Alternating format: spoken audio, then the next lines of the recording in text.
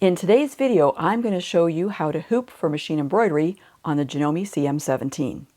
Hi, I'm Kim Jamison Hurst of Chatterbox Quilts, and if you are into machine embroidery or want to get into machine embroidery, I want to share some information about how to hoop up your stabilizer and your fabric, and I'm going to be using the Janome CM17 hoops and the machine to show you that, but these are tips that you can use for any type of embroidery machine.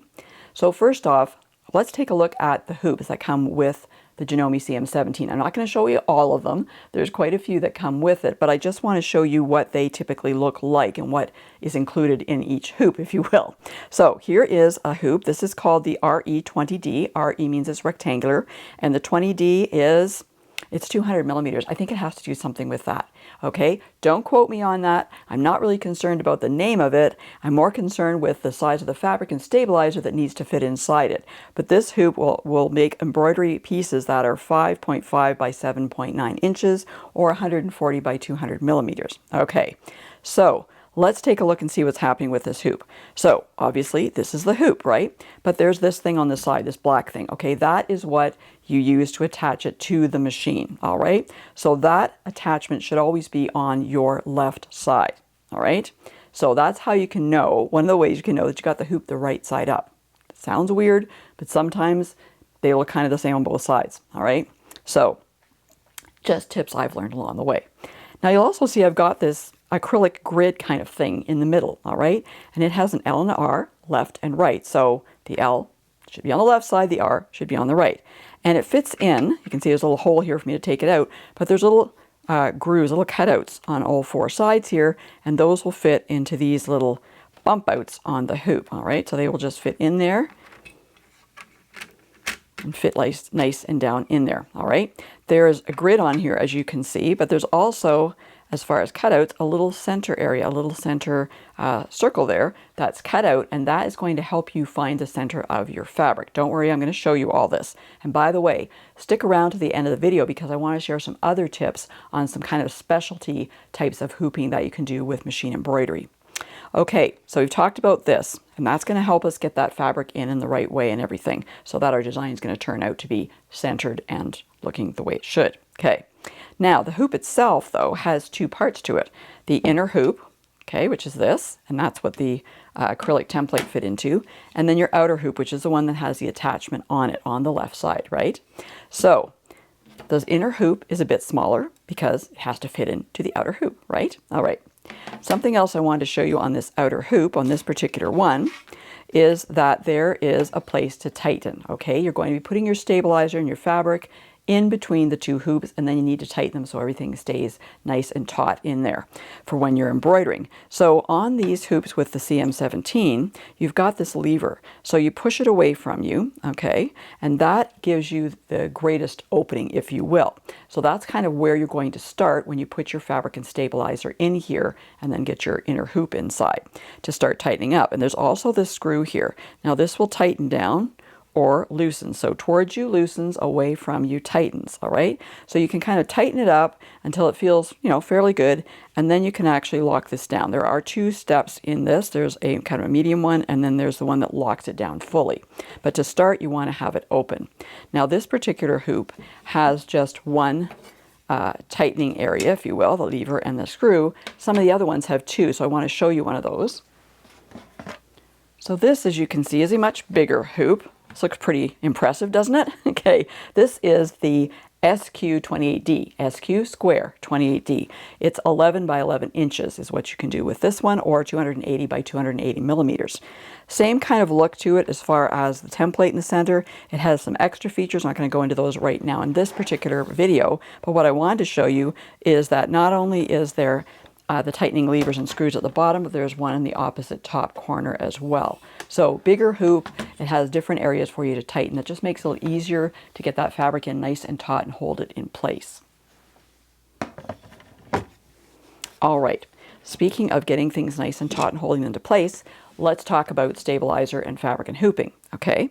So let's open up this hoop first. Okay, that's open up all the way. I'm going to move it over to the side for a second.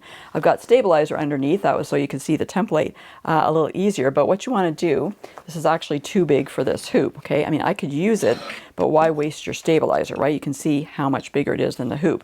You don't really need that much extra stabilizer, so we'll just move it out of the way. But I've already pre-cut some stabilizer here. So your stabilizer needs to be bigger than your outer hoop. Okay, it doesn't have to be a huge amount bigger, probably about an inch, something like that, maybe even less some people, but an inch is a good start if you're just new to this. So you want to make sure it's a bit bigger because it's going to be in between the two there and it needs to have an excess. You don't want your stabilizer to start, pulling down, pulling away during the embroidery process, all right? So don't be too stingy with your stabilizer. And I like to use, for most of my projects, there's all different kinds of stabilizers. Most of my projects, I will use a tearaway, that's what this is. And if it's really dense embroidery, I will use 2, maybe even 3 layers, all right? So, be mindful of the fact that, you're using a lot of thread on dense embroideries, and if you don't have enough stabilizer underneath it, it'll start shrinking up and you won't get the results you want and you'll have wasted all the thread. So an extra layer of stabilizer is a good idea. Okay, same with the fabric. You want to make sure that the fabric is a little bit bigger than that hoop as well. Just put this here so you can see. Okay, and I'm just placing it down here so you can see that I've got excess on all sides. Okay, now before I get everything going in that hoop though, and I'm going to be using this template, I want to mark the center of my fabric. Okay, I want to make sure that everything's going to be starting where it needs to on this piece of fabric. So I'm going to fold it in half, and you can give it a little bit of a press if you want. Fold it in half one way, fold it in half the other way. That's going to give you that center point. Okay, I'll just push it down there for a little bit here, and I'm just going to mark that with my friction pen. You can use whatever removable marker you want. It's right about there. Whoops, pen's not out. There we go. All right, so we got that there. All right, and that we're going to use in conjunction with the template to get this nice and centered in our hoop. I also like to mark the cross hairs on it as well, and I can see where I folded this in half and kind of hand pressed it. Again, if you want to press it with an iron just for the sake of the demo, I'm just doing it like this. Okay, but for accuracy, giving a little bit of a press will be helpful. I'm using a Choco liner here that I filled with some Iron Off Pounce powder, actually. So there we go. I can see those little crosshairs. They don't have to be super, dark or wide or anything, just enough to know where things are going. Okay, so next thing is we want to hoop things up, right? So let's go back. We've got our hoops. So I'm going to take out my inner hoop. I'm going to place the outer one aside for now because I'm not using it at this point in time. I'm going to get back my template, and it's going right in there, okay? And what I want to do is I want to layer up not only my fabric, but my stabilizer too. Now, the stabilizer, I'm not as concerned about having it. You can see I've already had it in the hoop, so I've got some markings there, but you don't have to do that, obviously. I just need to make sure that there's excess on all sides. So in other words, you don't have to center the stabilizer, but kind of center-ish it a bit, okay?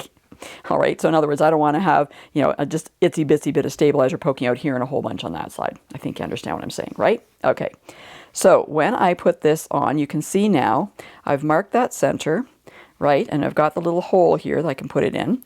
And I've got the other lines, and I'm lining up this grid with it. All right, that looks pretty good.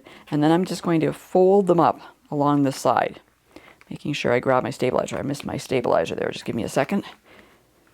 Let's try that again. So to me, this is the most difficult part about machine embroidery, which is a good thing, right? Because there's lots more you have to do with it. But for me, this is the most difficult.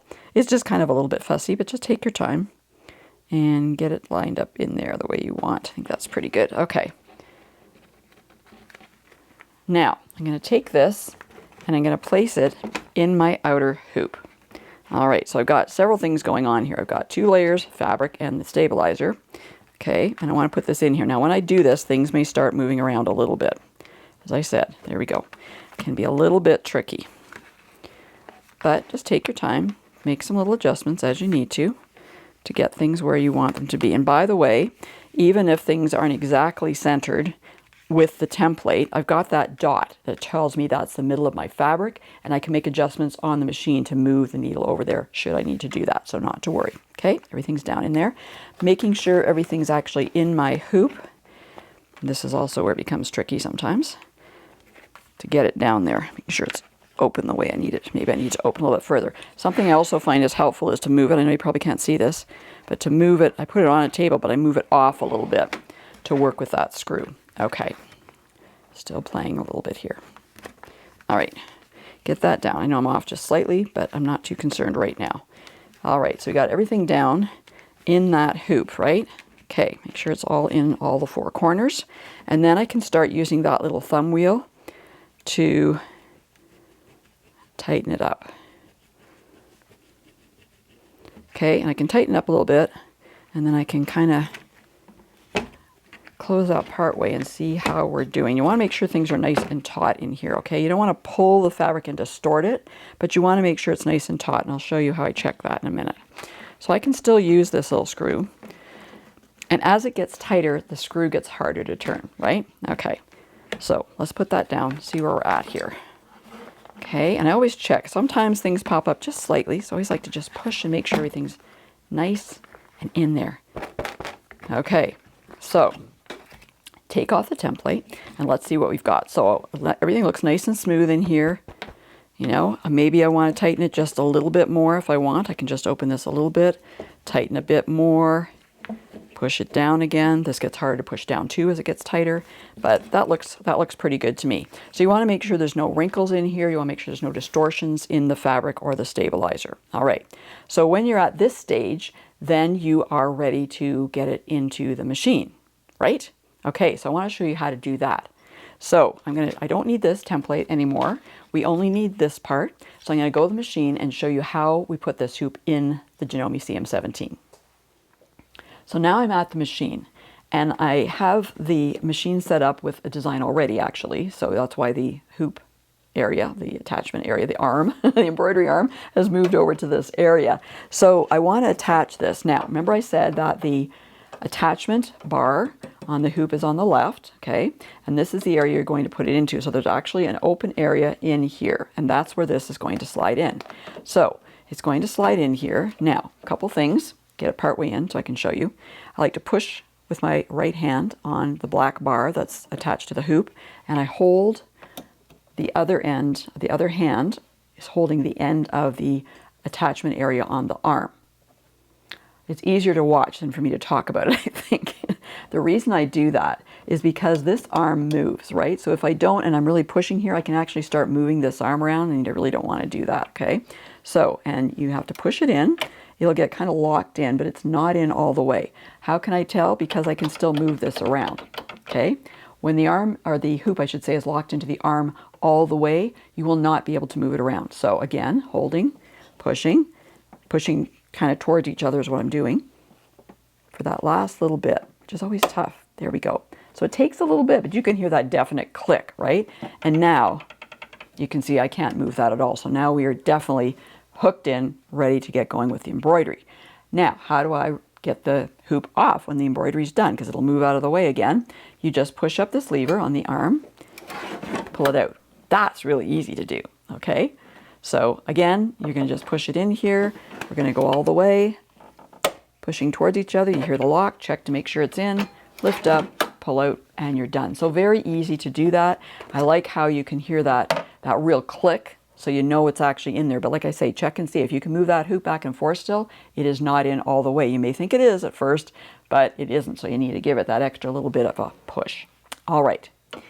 So I did tell you at the beginning of this video, I was also going to talk to you about hooping, different types of hooping for different kinds of projects. So I want to go back to the cutting table and show you what that all entails.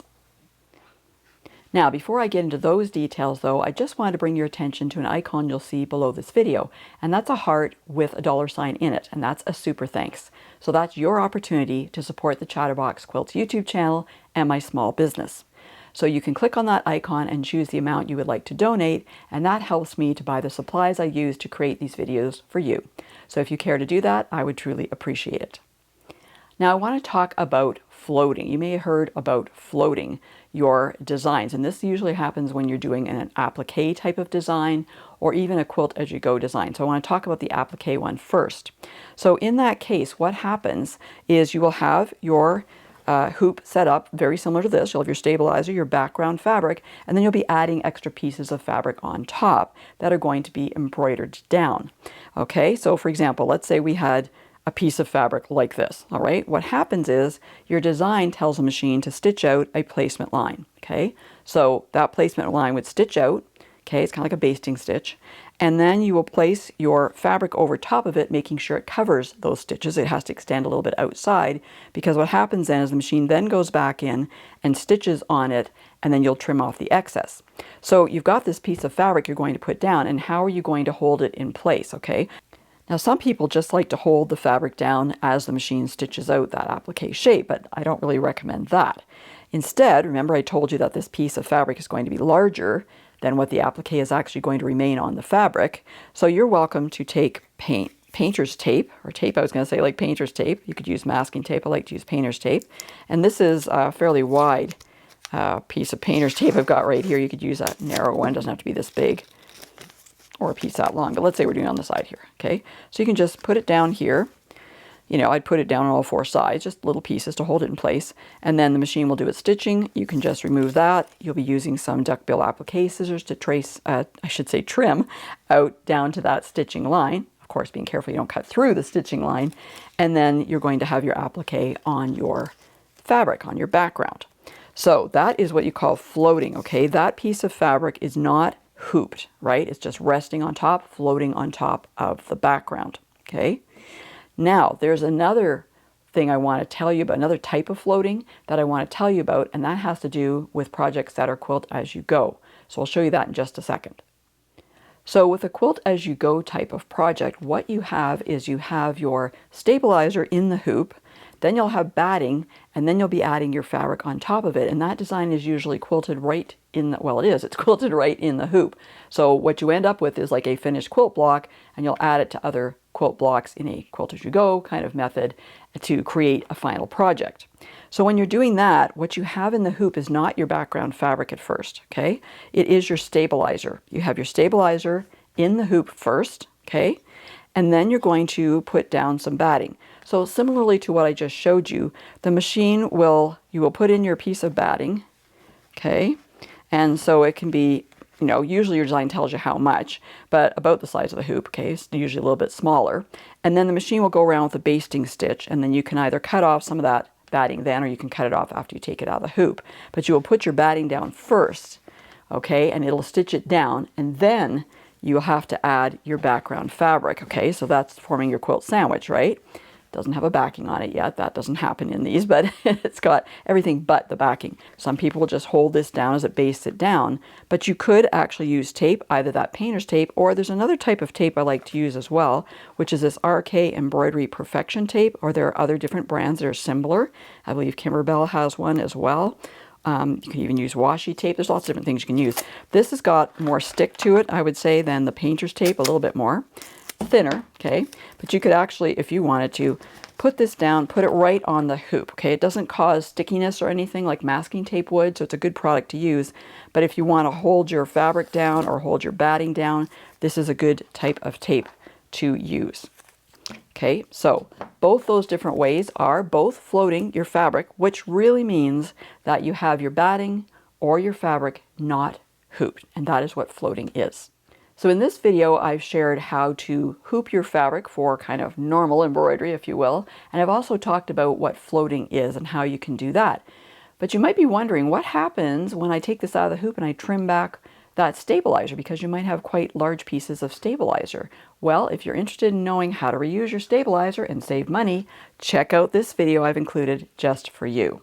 And for more helpful quilting information, be sure to go to my website at www.chatterboxquilts.com.